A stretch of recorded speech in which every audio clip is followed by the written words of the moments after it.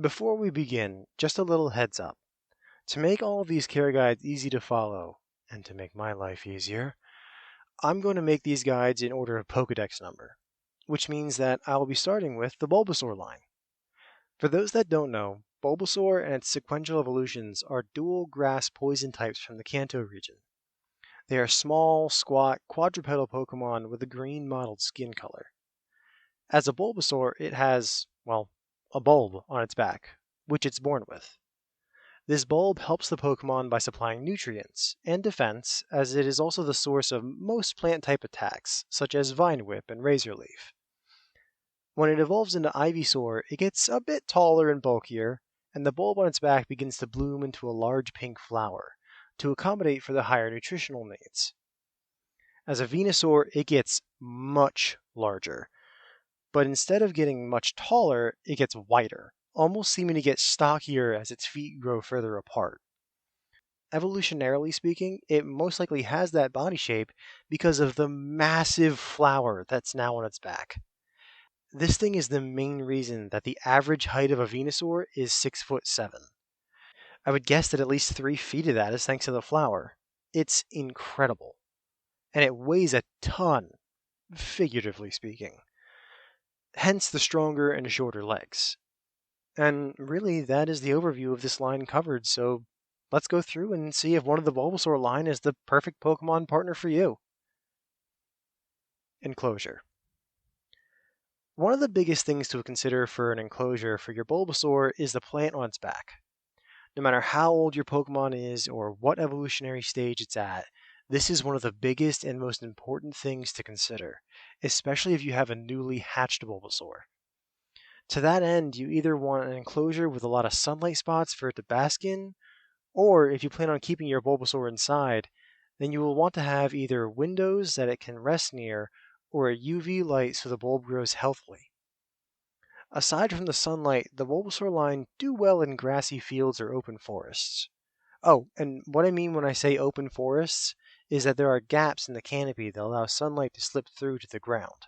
There isn't much ground cover like bushes and vines, and the distance between the trees is open enough that it would allow a Venusaur to be able to slip through, if you have one. That does mean that you'll be spending a lot of your time either keeping the grass mowed or trimming back tree branches or stuff like that. Lawn maintenance, basically. Bulbasaur are diurnal, meaning that they are active during the day and sleep at night. Sleeping arrangements tend to be pretty simple for a Bulbasaur line.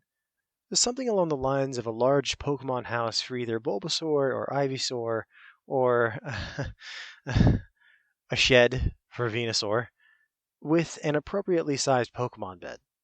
Don't be too worried about decorating or upkeep or really even cleaning it that often. They won't be spending that much time inside of it aside from sleeping. The occasional sweep and disinfectant scrub should be good enough for the home. The last bit that I'm going to go over habitat-wise is other Pokemon that could be housed with a Bulbasaur line, if you want to. There are some Pokemon that do need to be housed together in packs. There are those that are probably best to leave by themselves, and the last ones are the ones that can live with other Pokemon no problem, but can also do fine on their own. The Bulbasaur line fits in that last category. They can live just fine with any other grass type, like Oddish, or Chikorita, or Bellsprout. Bug Pokemon can be okay depending on which ones you have. Smaller ones, like Caterpie or Grubbin, are fine. They usually don't have the power to seriously damage even a young Bulbasaur. Weedles or other Pokemon known for their poison touch or barbs are probably a bad choice, as the poison can have a pretty strong effect on the grass types like Bulbasaur. It starts to affect the bulb on their back, and that can make your Pokemon extremely sick, and that can lead to a trip to the Pokemon Center, and usually it's just best to avoid the situation altogether. The dangerous bug types are the big ones, like Heracross, Scolipede, or Yanmega. They are actually big enough and have enough power that they can damage even a grown Venusaur, let alone a newly hatched Bulbasaur. Unless you want some high-stakes Pokemon battles, don't put them together. Oh, and this should go without saying, but don't put fire Pokemon with them. It really won't end well if you get into a fight and you aren't there to break it up. availability. The Bulbasaur line are infrequent in the wild. And what I mean by that is that the Bulbasaur populations, just like most starters, will go through these cycles. Let me explain for those that don't know. When the starter Pokemon were chosen as the starters for a certain region, that led to a boom in that Pokemon's popularity, which unfortunately led to a decline in the natural populations of those Pokemon as trainers started to go out and actively hunt for them. That's why usually these Pokemon are nearly impossible to find in the wild. Luckily, the governments around the world were able to set up large breeding programs for these Pokemon for the starter programs. But the starter program is why you sometimes get large waves of these Pokemon in the wild as well. Starter trainers sometimes take to the breeding program, trying to get a rare genetic mutation of different pigmentation, known as a shiny among trainers. That's fine, I guess. After all, as a breeder myself, I would absolutely love to get a shiny Pokemon of any kind in my collection. However, the difference there is that while I would love to get a shiny, it isn't my end goal. If one were to appear in my breeding programs, I would absolutely scream in happiness for days on end. But it's not what I'm aiming for. I will take whatever comes out of that egg, whether it's shiny or not. The novice trainers that are only breeding for that shiny, well, that can lead to a lot of non-shiny eggs hatching and just being released into the wild. And I want to be clear here, it's very, very unlikely to get a shiny Pokemon. You could go through thousands of eggs before getting one. This is what leads to nearly a seasonal increase in numbers in the wild starter Pokemon populations. And when people notice this increase, they go out and catch all of the newly hatched and wild starters, thus creating what I have coined the starter Pokemon cycle, or the SPC. But that is why you'll never see an Ivysaur or a Venusaur in the wild, because they all get caught and snapped up when they are young. So if you want a Bulbasaur, your options are, unfortunately, limited. If you're lucky and happen to be in the Kanto or the Kalos regions when all the new trainers are trying to get their shinies, you may be able to catch one in the wild there. But keep in mind that thousands, possibly tens of thousands, of other trainers are going to be hunting for the exact same thing as you. Another way that you could possibly get one is through the starter program. You sign up for a starter Pokemon, the government breeders produce just enough for their needs that year, and the Pokemon are handed out. Sounds great, but there are some roadblocks. First, and the biggest one, is the age limit. The oldest you can be and sign up for the starter initiative is 18, which rules out a lot of people. The last and most unreliable way is to try and find a private breeder, like me, who has them for sale. And just because of the difficulty in just getting one of these Pokemon, there aren't many out there that sell them. There are some, but they are few and far between, and their waiting lists tend to be years long. So I'm just going to say that getting a Bulbasaur will be hard, no matter how you plan on doing it. Care. Alright, let's say you beat the odds. The government either gave you a Bulbasaur, or you got one from a breeder, or you are one lucky person and managed to catch one in the wild. Either way, you got your Bulbasaur and you have their enclosure set up. Now you have to actually care for them.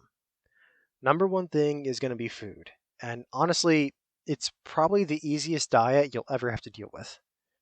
One word: sunlight. That's right. Just like most grass types, the Bulbasaur line is at least partially able to sustain itself off sunlight, thanks to the bulb on its back. In fact, when a Bulbasaur is young, from newly hatched from its egg to about 6 months of age, that is about all they need to sustain themselves. The body of the Bulbasaur is so small in relation to its bulb that the nutrients the bulb provides are enough to survive. And even as it ages and evolves, it's still going to sustain partially from the sunlight that the plant gets. That's why the sunlight is so important. It needs it to be healthy.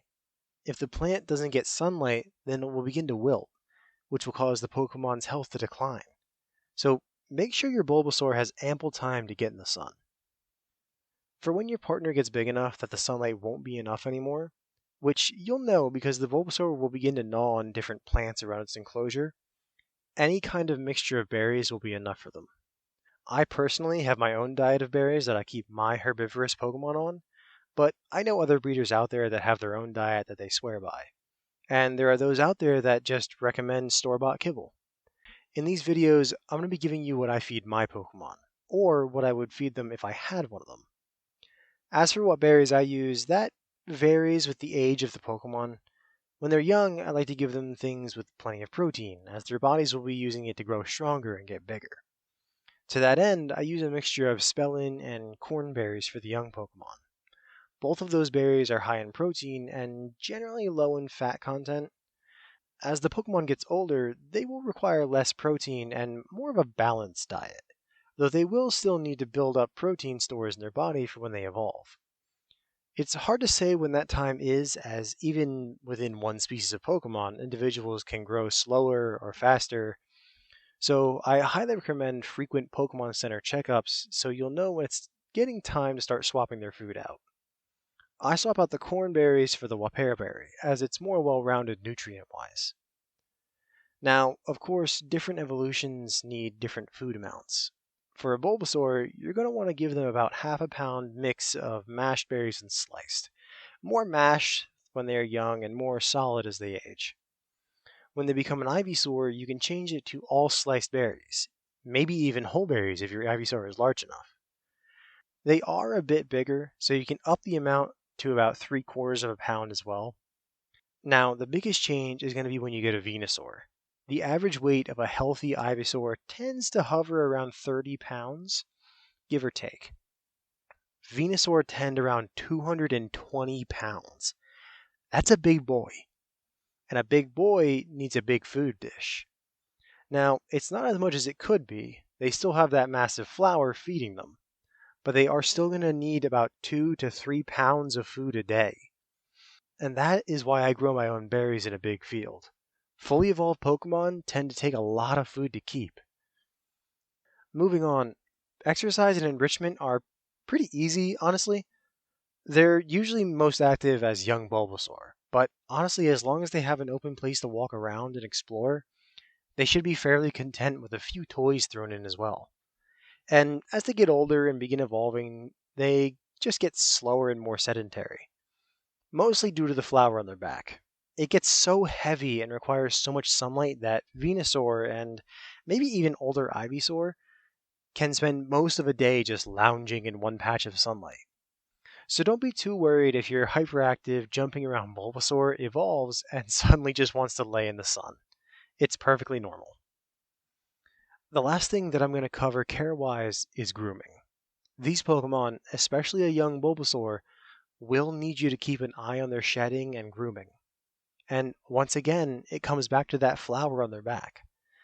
Of course, there is bathing and cleaning up after them and all that, but that flower will need you to be almost a gardener as well.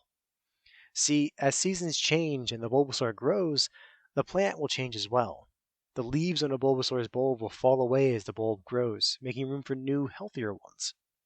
The petals on an Ivysaur or Venusaur's flowers will do the same. The leaves and petals will turn brown and begin to fall off, which should happen on their own, but they can occasionally get stuck where they are. This will prevent the new growth from coming in, and then make your Pokemon sick if it goes on too long. So always keep an eye out for brown leaves on your Pokemon. If you see it, wait a day or two to see if it comes off on its own. If it's still there, simply grab the leaf or petal and gently peel it off the plant. It should come right off.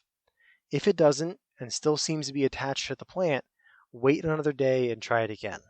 Keep this up until the petal comes off.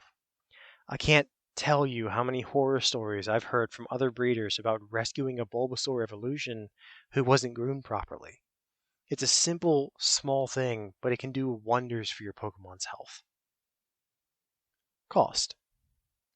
Cost-wise, a Bulbasaur line Pokemon can either be low or very low, as long as you ignore the Pokemon itself. But as soon as you add in the Pokemon, these things can get ridiculous. Unless you are lucky enough to get one from the starter program or find one in the wild, the only place you will get one is through a breeder, like me, or a private seller, someone who just has a Bulbasaur and is selling it. And thanks to the popularity of these species and the rarity of it, you will be paying through the nose. If I had a category above very high, I'd be placing Bulbasaur in that one. It's outrageous, but if you really, really want one, then you might be able to find one for that much. As for everything else involved with the Bulbasaur line, it shouldn't be much. An outdoor habitat would be cheapest. I would recommend just starting with a shed from a Bulbasaur because once it becomes a Venusaur, you'll just have to spend extra money to upgrade to a shed anyway. Price for that should be low, and your Bulbasaur will like the extra space to explore on rainy days, so it's a win-win. But if you need something on the very low side just for the first two forms, then you can find a decent outdoor Pokemon house pretty easy. Like I said before, you don't need anything fancy in here, just a large bed for it, a few toys to keep it entertained, and that's it. Best to keep it simple. Food will be more expensive. I can't give exact prices as each store, city, and region has different prices for stuff, but I will say that for the first two evolutions, your food expenses will be very low per month. Buying in bulk will help it stay that way, and either freezing or refrigerating it will help it keep for longer. I would personally recommend getting one of those big chest freezers that people use for meat and putting your spare food in that. Trust me, it will keep your food freezer and fridge from becoming packed with only Pokemon food. Yeah, when I first started, I made that mistake and I got to the point where there was more Pokemon food in my fridge than people food. So a chest freezer will really get rid of that problem early on. But anyway, food for the first two evolutions should be very low. But once they become a Venusaur, it's a whole nother matter. Feeding a Pokemon 2 pounds of berries every day will jump it up to a moderate pricing. Like I said, the best ways to lower that cost are buying in bulk, buying directly from the producer. A little hint, farmers tend to like selling directly to customers because they make more off the sale, so they tend to be cheaper than at a store. Or growing it yourself to help offset the costs. All in all, not the worst that food for a Pokemon could cost. Conclusion. Taken as a whole, the Bulbasaur line of Pokemon has its ups and its downs.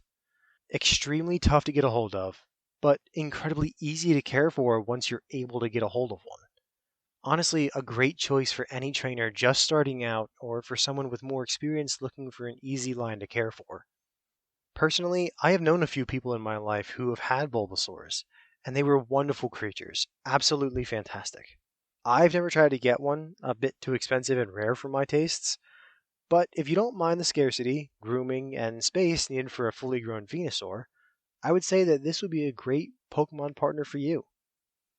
Thank you for listening, and join us again next time when we go over the Fire Starter of Kanto, the Charmander line.